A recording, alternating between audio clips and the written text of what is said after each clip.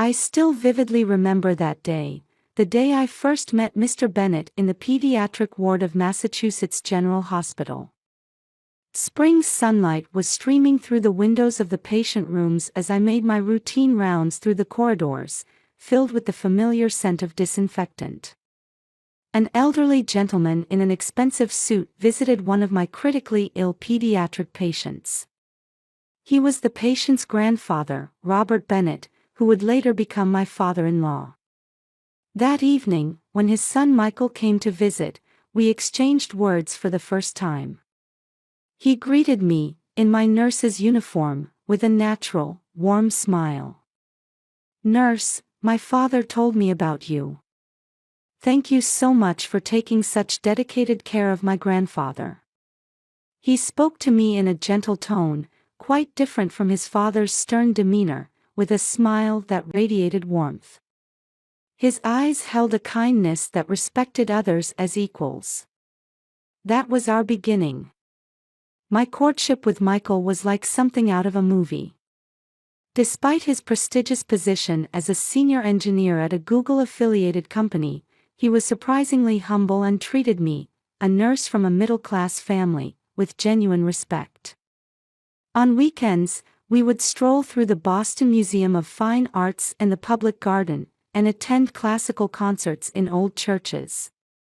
However, the first shadow fell over our happiness when I met his mother. In the quiet residential area of Chestnut Hill, a Victorian mansion stood with dignified elegance beyond a garden where magnolias bloomed in full glory. Patricia Bennett received me in that mansion.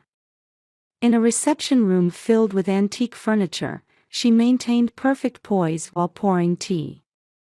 Yet from that moment, I noticed something cold in her eyes. Behind her flawless smile, I caught a glimpse of contempt. A nurse? Well, that's a noble profession.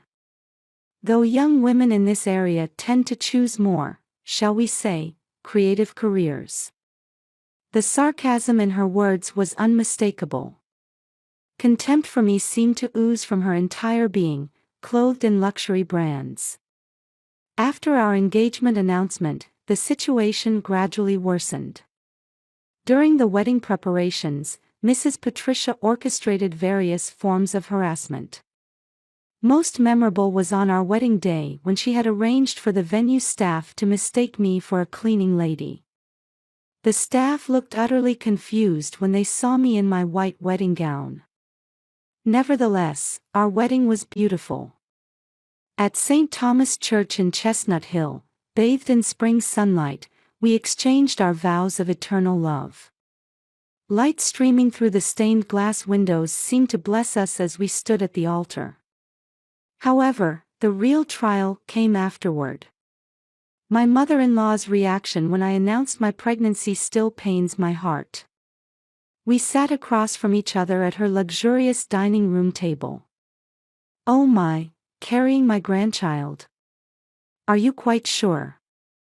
It didn't take long to understand the implication of those words. Soon after, rumors about me began circulating in Chestnut Hill's social circles. Led by Margaret Sullivan, Patricia's best friend, whispers about the nurse who seduced a son from a good family began floating around elegant tea parties. As my due date approached, the situation became even more serious. On the day of my baby shower, my mother-in-law suddenly claimed illness and didn't attend. I later learned she had been enjoying lunch with friends at the country club that day. Photos had been posted on social media but were quickly deleted. My husband Michael, caught up in a busy period at work, hadn't noticed the gravity of these events.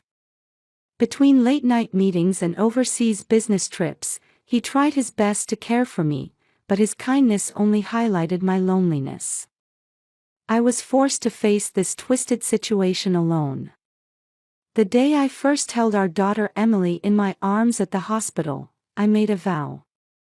I would protect this child from any form of discrimination. Her brown hair and blue eyes were proof of our love. However, that resolve would be tested sooner than I expected. That Sunday morning began with gentle spring sunshine. Cherry blossoms and dogwoods were in full bloom along the tree-lined streets of Chestnut Hill, and white magnolia flowers swayed in the breeze in the garden of the old Bennett family mansion. Holding Emily, I hesitated for a moment at the entrance. Looking up, the elegant Victorian building seemed to loom over me intimidatingly.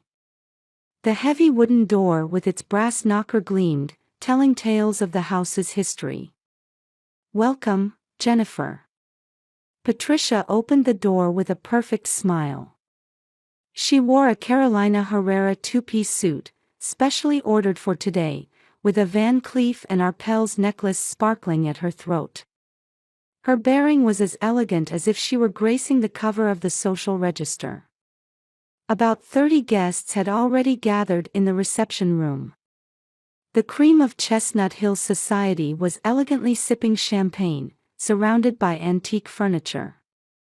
Under the large crystal chandelier hanging from the ceiling, vases filled with spring flowers scattered light across the tables.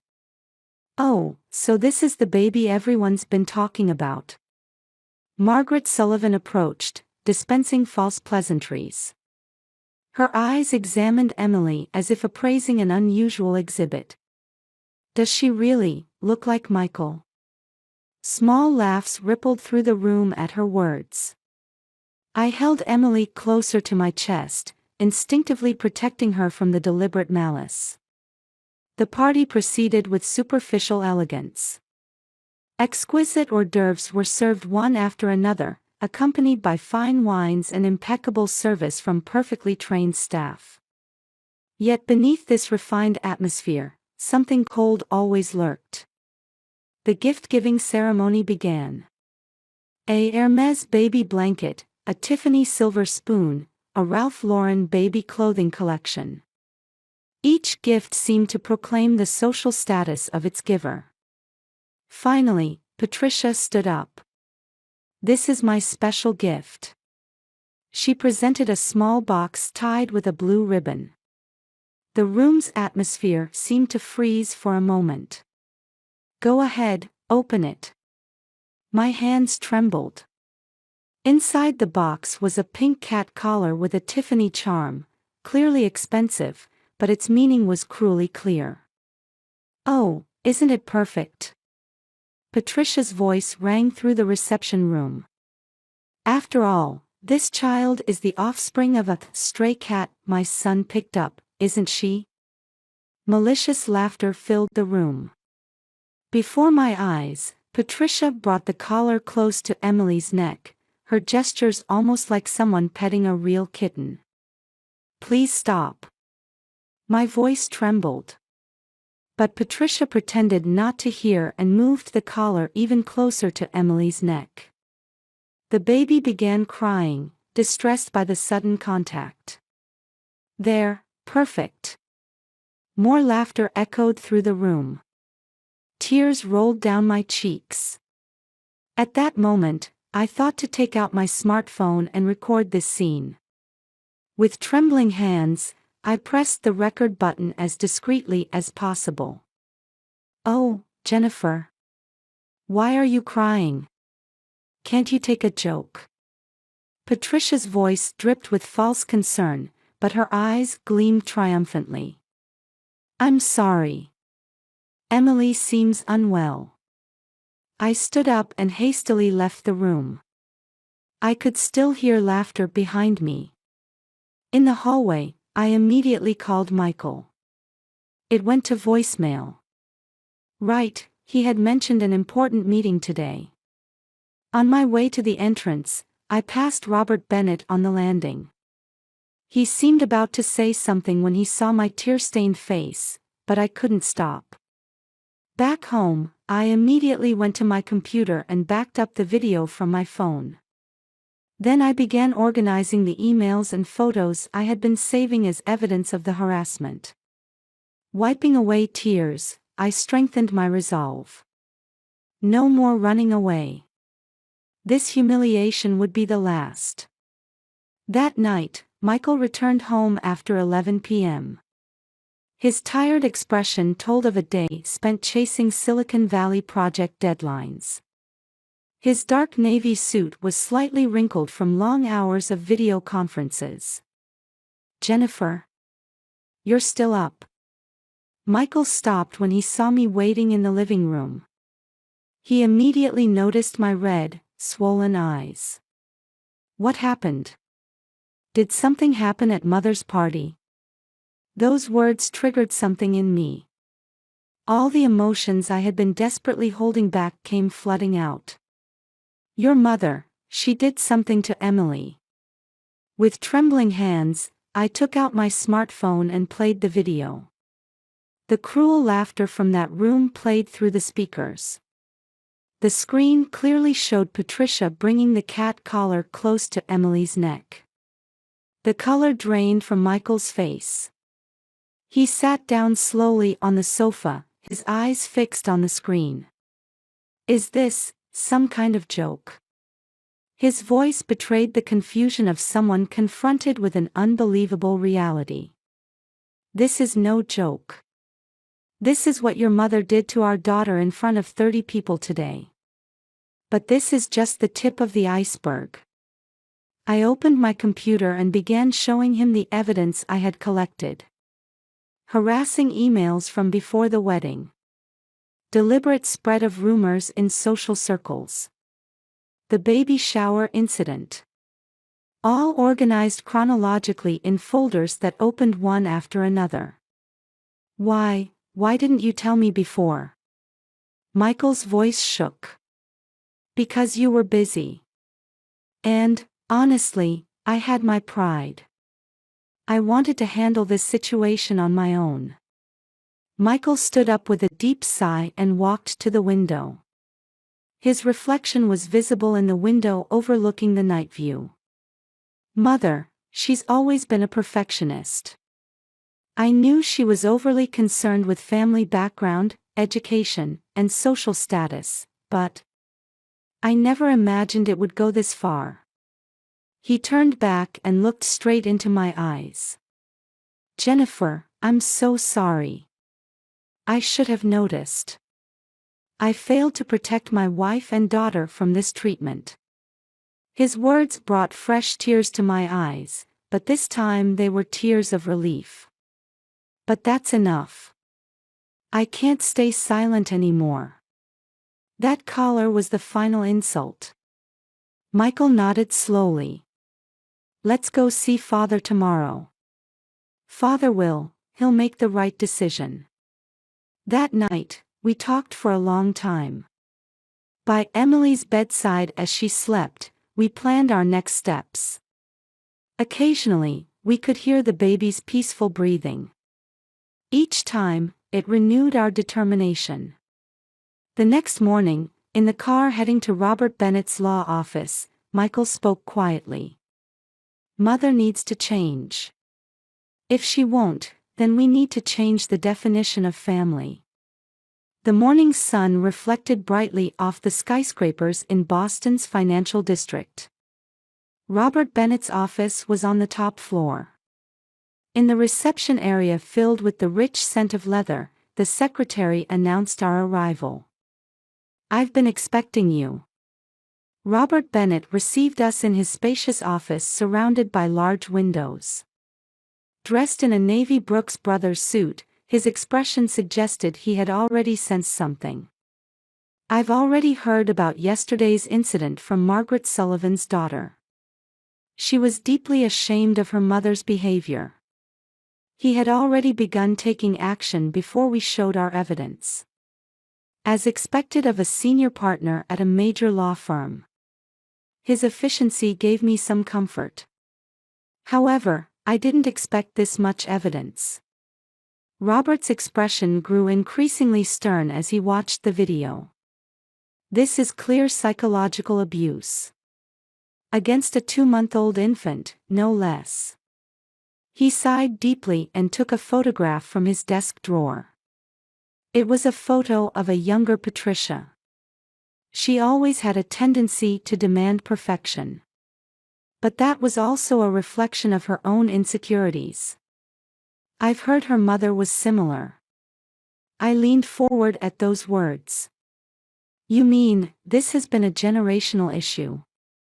Yes. The values peculiar to high society have been passed down in a distorted form through generations. But that's no excuse. Rather, we must break this cycle now.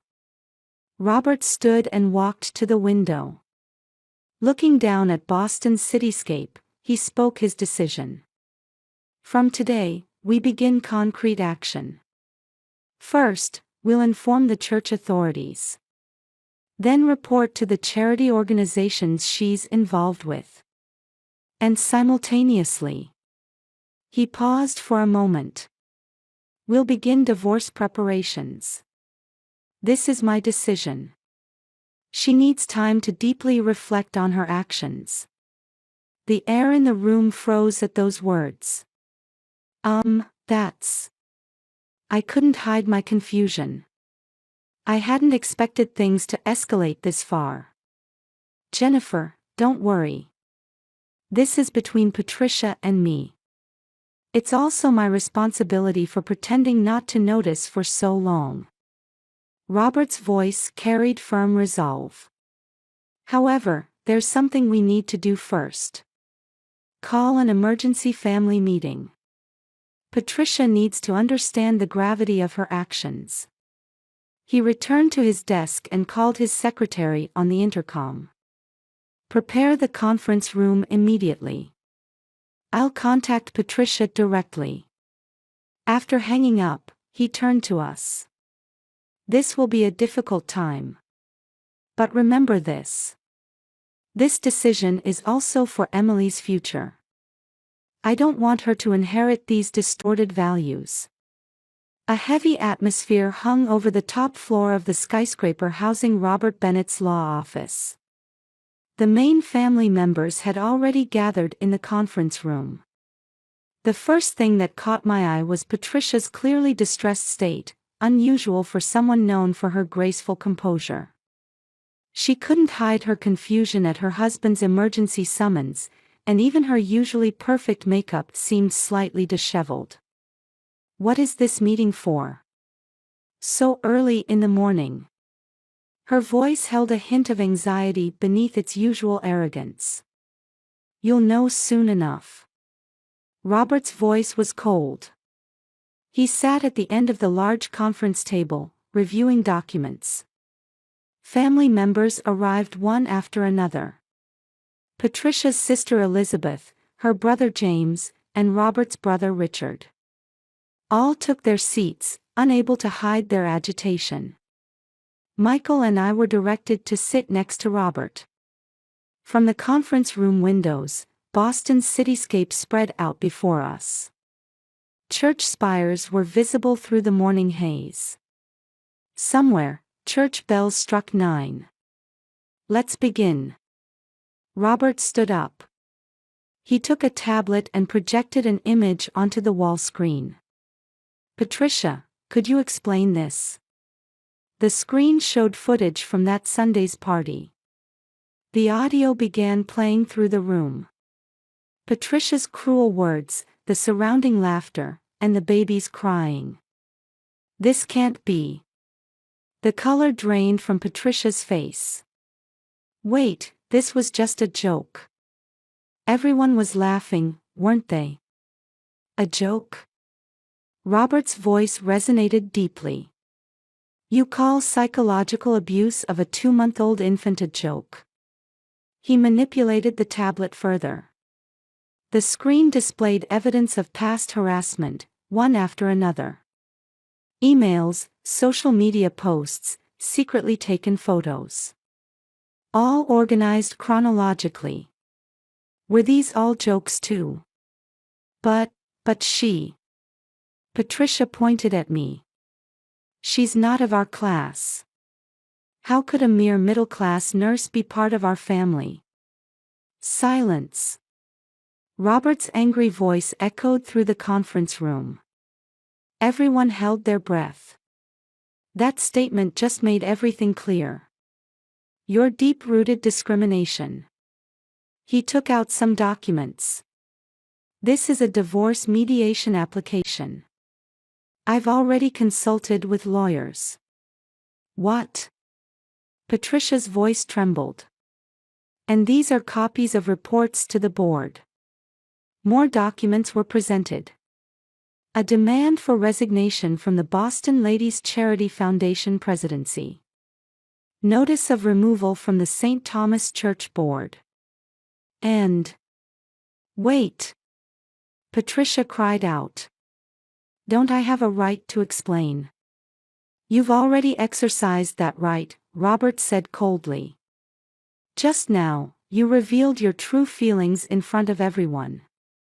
A heavy silence fell over the conference room. Your actions go beyond individual misconduct. This time, Richard Bennett spoke up. This is a serious matter affecting the honor of the Bennett family. Appropriate measures are necessary. So, you're cutting me off. Patricia's voice took on a hysterical tone. You need time for deep reflection and rehabilitation, Richard continued. First, I suggest you move to the family home in Cambridge. Cambridge. But that old house. You have no choice, Robert interrupted. The arrangements with the moving company are already made. At this point, Elizabeth quietly spoke up. Patricia, you've always sought perfection too much. Just like Mother. Liz. Even you. But this time you went too far. A baby? To be so cruel to a 2-month-old baby. Tears welled up in Elizabeth's eyes. We received similar treatment from Mother. But to repeat it with the next generation. Her words changed the atmosphere in the conference room. Family members who had been silent began speaking up. The darkness carried by generations of Bennett women gradually came to light. That's exactly why, Robert raised his voice. We must break this chain now. He stood and walked to the window. Patricia, you have two choices. One is to accept all these measures and walk the path of rehabilitation while receiving counseling. The other is all-out confrontation. But in that case, we won't hesitate to take legal action. We have plenty of evidence of abuse. You mean, criminal charges? Patricia's voice was like a shriek. That depends on your choice. At this moment, something unexpected happened. Michael, who had been sitting quietly, suddenly stood up. Mother. His voice was filled with sadness. I love you. But if you're not willing to change. He placed his hand on my shoulder.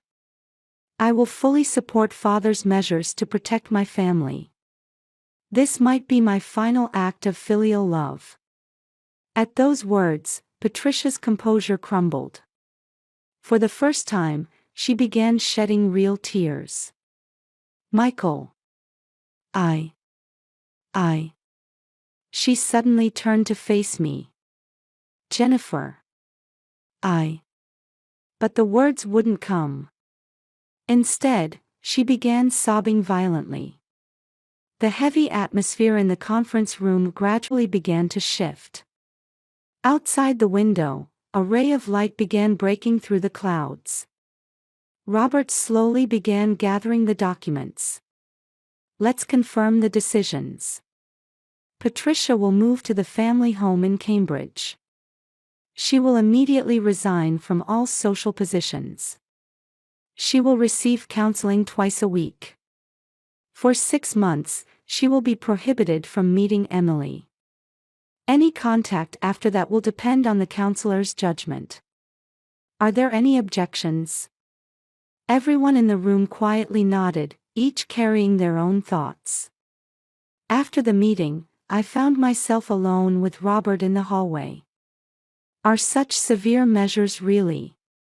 Jennifer, he smiled gently. sometimes we must hurt those we love to save them. That's what real family means. I nodded deeply at his words.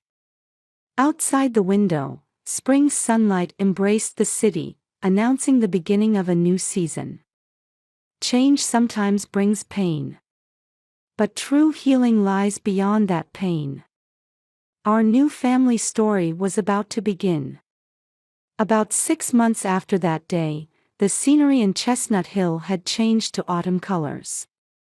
In the garden of our new home, maple leaves were falling, and warm afternoon sunlight streamed in. Emily was now 8 months old. She lay on a baby blanket in the garden, reaching for the colorful fallen leaves with an innocent smile. Her brown hair had grown a bit longer, and her blue eyes sparkled with curiosity. Watching her smile makes everything feel worthwhile. I turned at Michael's voice behind me. He had been working from home more often lately. Even after his promotion to new project leader, he chose to prioritize time with his family. How was the counselor's report today? Michael let out a deep sigh. Mother is changing, little by little. Especially, she's finally starting to face the root causes of her behavior.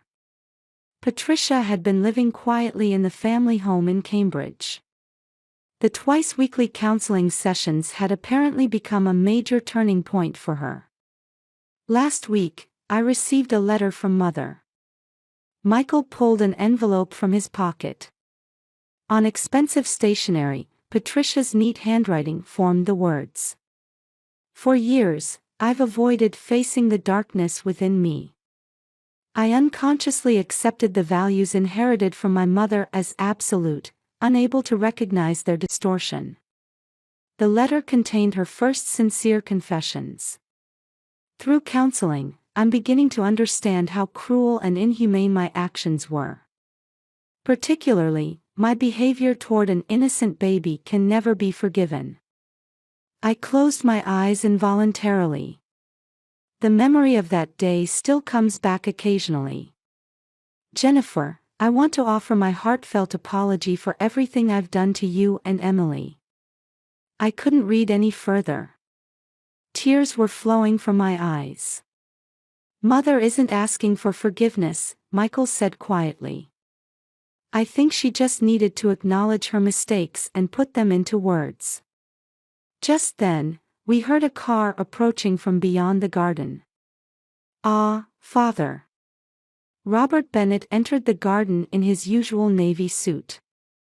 Recently, he had been visiting every weekend, cherishing his time with his granddaughter. Ah, what beautiful weather today. He approached Emily with a broad smile. His usually stern expression always softened completely in front of his granddaughter. Looking at this child's smile reminds me of what truly matters in life. Robert had been saying such things more often lately. The divorce mediation was complete, and he had begun walking a new path in life. By the way, he turned to us, I heard from Elizabeth the other day. Elizabeth, Patricia's sister, currently works as a psychological counselor in the Boston suburbs. She says Patricia's changes are definitely progressing. Particularly, she's beginning to show deep understanding of the trauma inherited from her mother and its impact on the next generation. Michael and I exchanged glances at those words. Actually, I have one more thing to report. Robert pulled a photograph from his jacket pocket. It showed a young Patricia holding baby Michael. She often looks at this photo during counseling sessions, apparently. To remember her pure love as a mother. The autumn sunlight gently illuminated the photograph. The doctor says we might be able to lift the visitation restriction soon. I felt my heart beat strongly at those words. However, Robert chose his words carefully. Jennifer's wishes take absolute priority. There will be no pressure. I watched Emily playing on the lawn. She was picking up fallen leaves and examining them with sparkling eyes. "Let me think about it." Just then, Emily suddenly turned to us and flashed a brilliant smile. At that innocent smile, I made my decision. "But I think, someday, Emily will need her grandmother." Michael gently embraced my shoulders. "There's no need to rush," Robert said kindly. "Little by little, at your own pace. That's the best medicine." A pleasant breeze swept through the garden in the evening light. Red maple leaves danced down as if in blessing. Our new family story had only just begun. Surely, various trials still awaited us ahead. But we're not afraid anymore.